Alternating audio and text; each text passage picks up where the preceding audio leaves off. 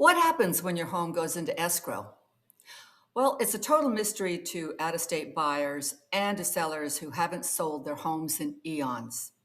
So, today I'm going to break down what to expect, how long it takes, and the paperwork you actually need. Plus, stick around until the end because brand new 2026 laws just completely changed the game. Hi, I'm Darlene Harwick, Realtor for the resort cities here in the Coachella Valley. Okay, let's get into it. So let's start with the basics. What is escrow? Well, in California, escrow is a neutral third party. It's a licensed company that holds your funds, your documents, and your written instructions until every condition of the purchase contract is met. Think of escrow as the referee of the transaction. They don't take sides, they don't give out legal advice. They do follow the instructions that the seller and the lender have all agreed to in writing. Now, here's something that surprises a lot of people from other states. In California, we don't use attorneys to close real estate transactions the way they do in New York or Massachusetts. Here, the escrow company, your real estate agent, and your lender handle everything. That means your agent and your escrow officer are your quarterbacks. Choose them well. So, when people say a home closed, what they really mean is escrow funded the loan, recorded the deed with Riverside County, dispersed the money, and released the keys. That's the official finish line. So, sellers and buyers, please get your paperwork to escrow immediately after they request it. If you drag your feet, the whole process gets bogged down and it'll take much longer to close. Now, let's walk through the timeline. And I want you to pay close attention here because this is where out of state buyers get caught off guard. Most financed purchases in Southern California close in about 30 to 45 days. Cash deals can close in 17 to 14 days if there's no complications. But in the Coachella Valley, I'll tell you right now, I'd build in a little extra cushion, and I'll explain why in a few minutes. So, in the first few days, days 1 through 3, that's when escrow creates the opening package and receives the earnest money. Now, once a buyer's offer is accepted and both the buyers and the sellers sign the purchase agreement, the listing agent sends the contract to the escrow company. Escrow opens a file, assigns an escrow number, and sends out the first set of instructions. Escrow requests the buyers wire the earnest money deposit into the escrow trust account. Earnest money is generally 1 to 3% of the purchase price. That deposit gets applied to any closing costs at the end. And please hear me out on this. Your escrow company will never email you wiring instructions and state, oh, by the way, our bank account changed. If you ever get an email changing wire instructions, pick up the phone and call your escrow officer directly. Don't call the number in the email because wire fraud is real. All right, in the first 10 days, that's a busy time frame. The seller is required to provide the buyer a stack of disclosures their listing agent had already provided them. And those disclosures are the transfer disclosure statement, the seller property questionnaire, and the natural hazard disclosure. And if the property is in an HOA, which many Coachella Valley communities are, buyers receive a packet of CC&Rs, the rules, financials, and meeting minutes. Now, sellers, the transfer disclosure statement and property questionnaire is extremely important that you fill it out completely and honestly, because if you don't, lawsuits could follow you for years. So, meanwhile, the buyer agent is ordering inspections. There's the general home inspection, which is standard. But here in the desert, I always recommend a pool inspection if there's a pool, and there usually is, and an HVAC check. Desert summers are no joke. Without a functioning AC, you're looking at electric bills that'll make your eyes water. Now, the buyer pays for those inspections. And there's also the termite inspection, which is ordered and paid for by the seller. So from days 7 through 17 is the contingency time frame. The buyer agent and buyer reviews the inspection reports. These reports can read like a book. The home inspector documents everything he sees, from big stuff to minor cosmetic stuff. So after receiving the report, the buyer can request for any repairs, credits, negotiate the findings, or if something is a real deal breaker, can just cancel within this contingency period. But buyers, keep this in mind. Sellers are under no obligation to make repairs or issue credits. If there are issues the buyer wants addressed, now this is a time when both the buyer and the seller agents roll up their sleeves and negotiate an outcome in their client's best interests and also works for both parties. So days 10 through 25, that's when the home appraisal and underwriting kicks into gear, if the buyer is financing. The lender orders the appraisal. If the appraised value meets or exceeds the purchase price, underwriting continues. But if it comes in low, the buyer can renegotiate the price, make up the difference in cash, or if there's an appraisal contingency noted in the purchase agreement, the buyer can just walk away. Well, meanwhile, the lender is verifying the buyer's income, assets, insurance, and title conditions. Days 20 to 30 is typically the time frame to clear to close and sign loan docs. The buyer removes all the contingencies in writing, and the lender issues the clear to close. Now, the buyer will receive the closing disclosure at least 3 business days before they do sign the loan docs. Now, the seller doesn't receive the buyer's closing disclosure. Instead, the escrow officer provides the seller with a settlement statement showing their exact net proceeds, prorated taxes, and commission fees. So in the last stretch, days 21 through 35, that's when funding, recording, and close the escrow happen. The lender wires funds to escrow. Escrow pays off the seller's mortgage, records the deed and mortgage, and disperses proceeds. Once recording confirms, buyers get the keys. That's the close of escrow. Now, if you're the seller, especially if you're selling a second home or an investment property here in the Valley, you have responsibles too, and the clock starts the day escrow opens. Within the first 7 days, you should be prepared to deliver your transfer disclosure statement, your seller property questionnaire, and any and all disclosures about known defects, repairs, renovations, or issues with the property. If you live out of state and the property is a rental or a vacation home, you may not know every little thing, but you must disclose what you do know. And in California, the I didn't know is not a defense if you should have known. You'll also need to provide HOA documents if your property is in a HOA community. That means the CCNRs, the financials, the reserve study, the monthly minutes as well. Your escrow officer will request an HOA package, which can take anywhere from a few days to 2 weeks, depending upon the management company. Order it early. I've seen deals delayed by 2 weeks simply because the HOA packet took forever. So to be safe, I recommend you pay that little extra charge to fast track the documents. And if you have a mortgage on your property, escrow will request a payoff demand from your lender.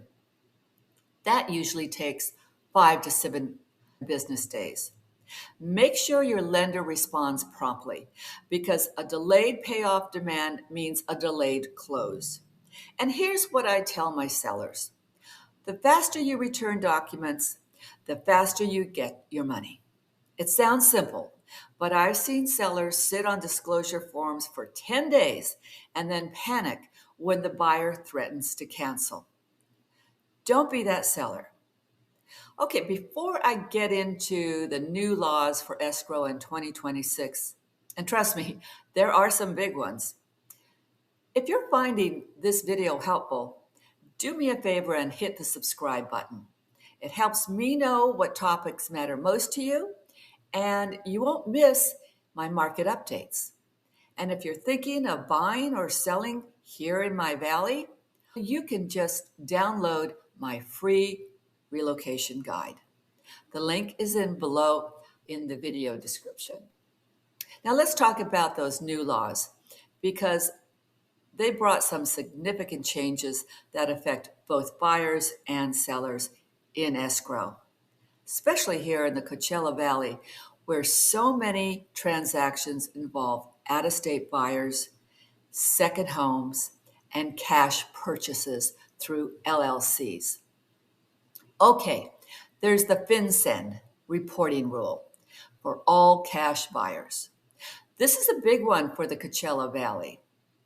If you're buying a residential property in an all-cash transaction and you, the buyer, is a legal entity like an LLC or a trust, the escrow or title company must now report the transaction to the Financial Crimes Enforcement Network.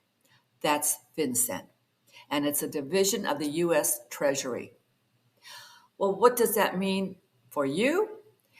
It means if you're buying through an LLC or a trust, and many of my second home buyers do, expect to provide the legal names, the date of births, addresses, citizenship status, and taxpayer ID numbers for the individuals behind the entity.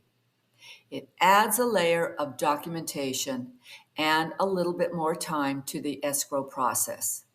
It doesn't change whether you can buy, but it does mean you need to have your entity paperwork organized and ready before you make an offer. And if you've been thinking about buying through an LLC for privacy or liability reasons, that's still a valid strategy. Just know that the recording requirements are stricter now. Talk to your attorney and your CPA before you start the escrow process, not after. Then there's the disclosure of digitally altered listing photos. This law requires that any real estate ad using AI-generated or digitally altered images must disclose the alteration right next to the image and provide a photo or a QR code to the original unedited photo. If listing photos have been virtually staged, that too must be disclosed, as well as accompanied with separate photos of the actual space. For buyers, this is a protection. For sellers, it just means your marketing materials need to comply. And for escrow, well, it really doesn't change the escrow process directly, but it does mean that what you see in the listing should match what you're buying. Now, there's the third-hand smoke disclosure law. Sellers must now disclose any known history of tobacco, nicotine, or smoking, and that's including vaping and e-cigarettes.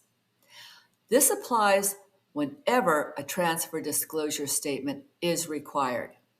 So, if the previous owner was a smoker, or if the property was used as a short-term rental where smoking occurred, that needs to be disclosed. Now, I know what you're thinking. Darlene, how would I even know? Here's the answer. If you know, you disclose. If you smell it, if your agent notices it during a walkthrough, or if a tenant mentions it, disclose it. The risk of not disclosing is far greater than the risk of over-disclosing. And then there's the HOA balcony inspection disclosure. If you're buying in an HOA community with condos that have balconies, and many of our communities in the Valley have them, there's the HOA latest balcony inspection report, which now must be included in the standard HOA disclosure package. The report must include a summary page indicating whether there are any immediate safety threats. So for buyers in 55 plus communities or condo developments, this is something to review carefully during your contingency period. Just don't skim the HOA packet. Read the inspection reports. And the final law, Cartwright Act and pricing algorithms. Now, this law prohibits the use of common pricing algorithms to restrain trade or alter pricing in real estate. For the average buyer or seller, you won't notice this directly in escrow, but it's part of a broader trend. California is paying closer attention to how properties are priced and marketed. Transparency is the direction we're heading. Now, let's talk about what makes the Coachella Valley different from the rest of Southern California. First, HOA documents take time. Our golf and resort communities have extensive CCNRs, architectural guidelines, and in some cases, short-term rental restrictions. And the HOA and document packages can take 2 weeks or more. So if you're in a 30-day escrow that eats up a big chunk of your timeline, order it early. Second, the natural hazard disclosure. Much of Riverside County falls within map zones for flood, earthquake fault, or fire hazard. Your NHD report will identify these designations. Review them because they affect the buyer's insurance requirements and property use. And then there's the Mello-Roos. Some of the newer master planned communities in the Valley are in community facilities districts that levy a Mello-Roos tax on top of your regular property taxes. This can be thousands of dollars a year. Your title report will show it. Don't get surprised at closing. And fourth is the desert inspections. That means pool inspections, irrigation, HVAC systems can all show deferred maintenance in seasonal homes, especially if the property has been sitting empty through a summer. Now, termite inspections and pool inspections are not optional here. They're essential. So let's add this up. Escrow is not a black box. It's a step-by-step process with a clear timeline, clear deliverables, and clear deadlines. If you're a buyer, your job is to respond fast, return documents promptly, and stay in close contact with your lender and your agent.